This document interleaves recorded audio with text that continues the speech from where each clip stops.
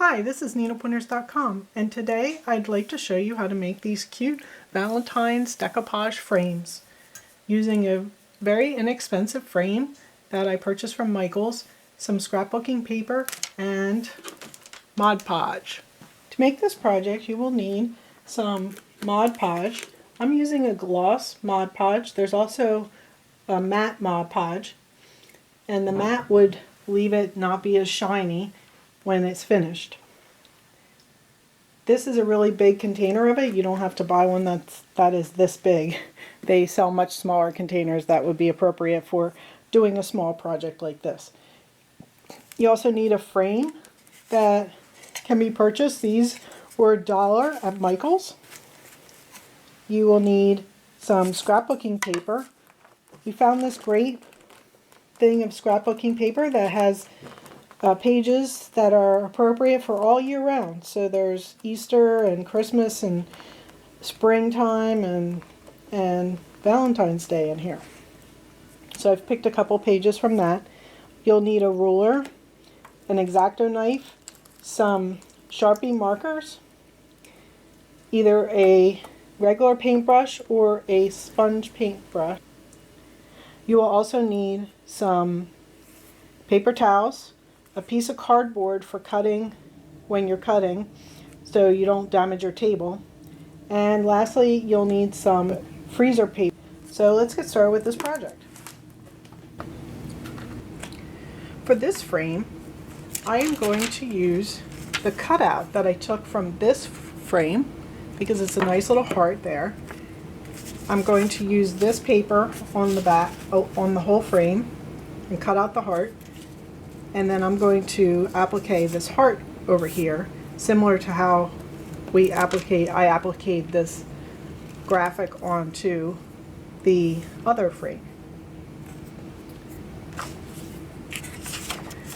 But the first step is that the edges of this frame are unfinished, and in order to make them look a little more finished, I would like to use one of my Sharpie markers, and I will use this to basically paint the side of the frame. Now you could use paint also, and we want to make sure that this dries thoroughly because it could pick up some color when you're doing the Mod Podge. So as you can see, I'm just running the side of the Sharpie along all the edge. So I'm going to do this around all four edges of the frame, and I'm also going to do it on the inside edge of this part of the frame in order to color that, because I think that would make it look a little nicer and more finished. Okay, so I'll be back in a few minutes after I'm done all that. Okay, so you can see I have put the pink around the outside and I've put it in there. I would like to also say that if you want to see step-by-step instructions with photos or would like to find the supplies that you need for this project, please click the iCard or the link in the description of the video, and it will take you to our website, needlepointers.com, where you can find the step-by-step instructions and with pictures, and also links to where you can purchase all the supplies you need for this project. Keep in mind that if you purchase supplies through our links, we do get a small commission, but you are also helping us to make more videos by purchasing through our links. The prices of the products is no higher than if you purchase them by going directly to the site. So please click the links on our pages and make purchases, and you're helping us to keep putting out more videos. And we'll thank you in advance for your purchases. The next step of this project is to cut out your scrapbook paper. And I am going to take the scrapbook paper upside down, and I'm going to put the frame upside down because this is the way we're going to glue the scrapbook paper onto the frame. And I will use my pencil to draw a line around the outside of the frame, and then also on the inside of the heart. Now for the heart, I found it's easier to cut it out right with the X-Acto knife with the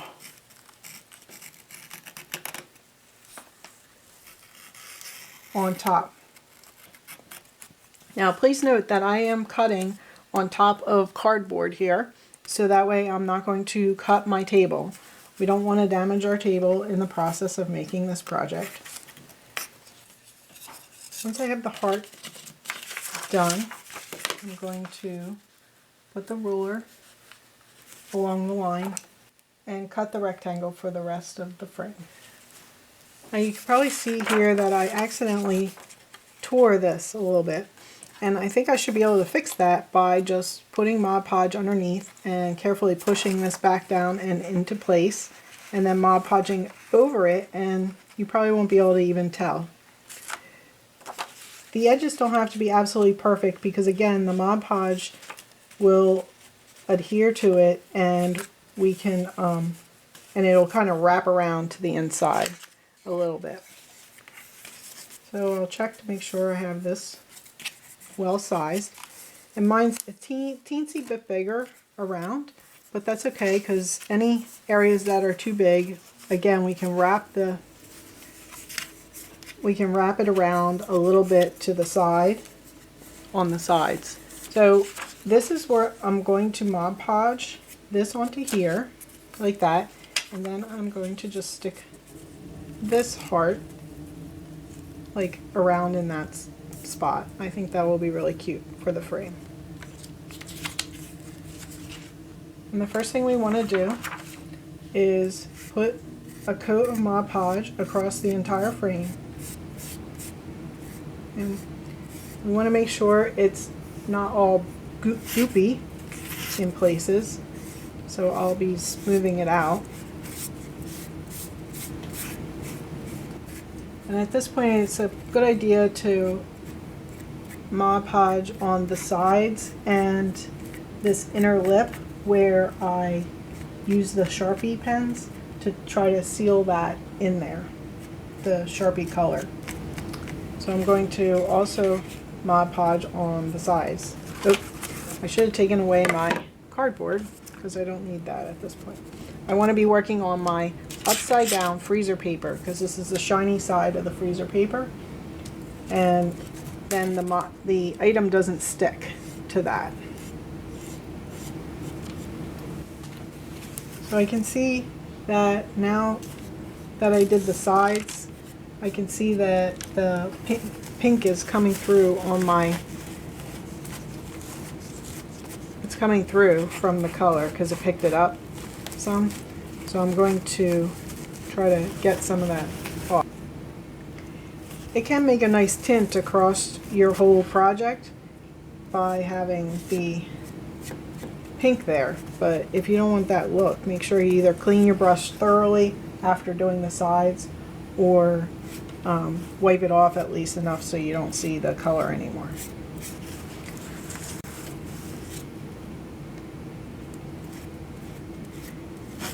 And so before I put down the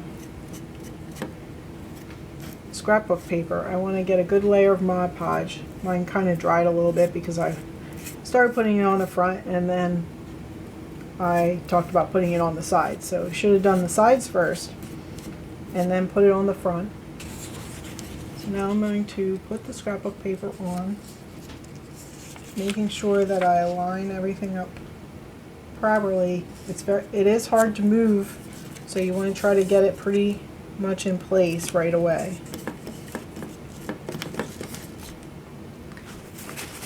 Keep paper towels handy so that you can wipe your fingers off. And you want to smooth the paper out the best as you can. There are smoothing tools that you can buy, or you can use a credit card or some other kind of card to smooth. I found that as long as you get it mostly smooth, it will look nice afterwards. The little lumps kind of blend in once you've put the Mod Podge on. So now I'm kind of pushing. There's a teeny bit of an overlap there on this edge, so I'm pushing that around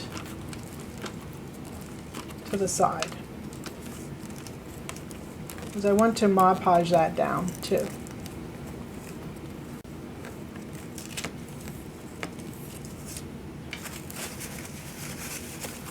I now need to fix where I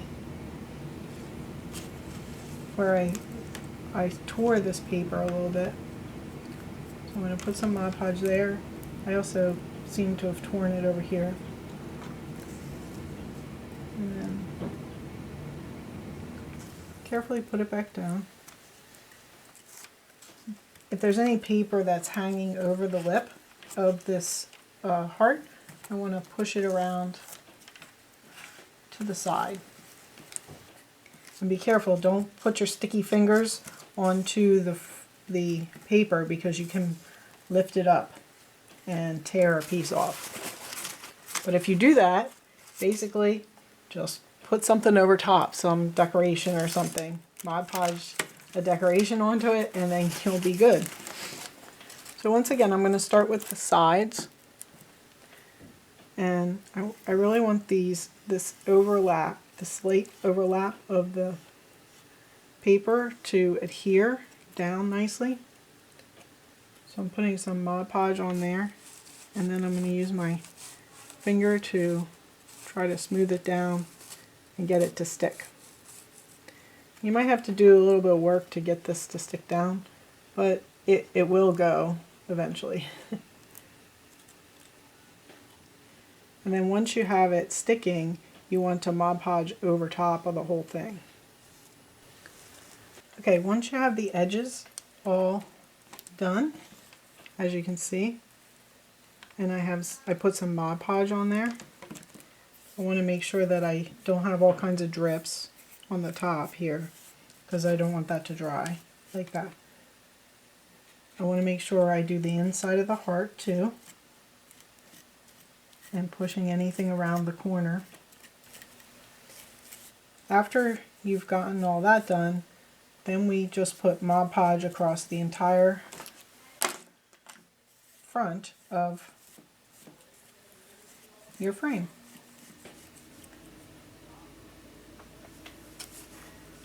I try to go in the same direction for each coat, and you want to make it have a good even layer of Mod Podge. Okay, so my next step is to applique or decoupage on my little heart here that I'm going to put as an accent. I mean, you could leave it with just the one color. It's up to you. I also have these stickers. These could be used to decorate on after it's dry. You could put hearts on or the word love with these 3D stickers. Could be put on to the frame also. But at this point you want to do any decoupage that you want. So if you want to cut out little words and put words on here or any other things you want to decoupage on here, you would put them down. This was still wet, so I put it down because that glues the back of the heart down. And then you want to decoupage over top of the whole thing. Now, I will leave this dry for at least a few minutes. Till it doesn't have to be absolutely completely dry, but it needs to be at least more dry than it is, so I can put a second coat on. I can't put another coat on if it's still wet, because then it just pushes it all around. So I'll wait a little while, and I will put a second coat across the same way as I did the first. I might get the sides again, because you want to have a couple, 2 or 3 coats on the sides even to seal those with that Sharpie marker that we put on there. And then the frame is going to be pretty much finished. So I'll be back once I've done that. So here's the completed second frame. I put 2 coats of Mod Podge across the whole thing and on the sides. You can even Mod Podge the back if you want to give it a nice look. I didn't do that on mine, but so the last step is to just cut out a picture and insert it into your frame. These frames come with a little stand that you can insert, just this little dowel that can be inserted in the back for a stand. So here are my 2 frames finished for Valentine's Day, and they would make great gifts or just to display your loved ones' pictures in this frame. I hope you enjoyed this project and make some for yourself. Please like, share, and comment on our videos. Visit our website, needlepointers.com, to find lots more crafting videos and tutorials.